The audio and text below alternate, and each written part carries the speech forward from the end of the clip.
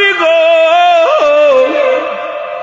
আমার স্বামীর যদি খেদমতে টুরটি হয় তুমি বেজার হয়ে যাব আল্লাহ, আমি যেন আমার স্বামীর খেদমত করতে পারি। চোখের পানি ছেড়িয়া ছাড়িয়া কাঁদতে লাগলো রে। এই মুসলমান স্বামীকে বলে, স্বামী রে আপনি তাঁবুর মধ্যে থাকেন, আমি যাই গ্রামে যে কিছু আনতে পারি কিনা। স্বামীকে ওই তাঁবুর মধ্যে রেখে, কুড়ে ঘরের মধ্যে রেখে গ্রামে যায় কাজ করতে। সারাদিন ভরে বিবি রহিমা মানুষের বাড়ি থালা বাটি মাঝে, সারাদিন ভরে মানুষের বাড়ি পানি উঠায়।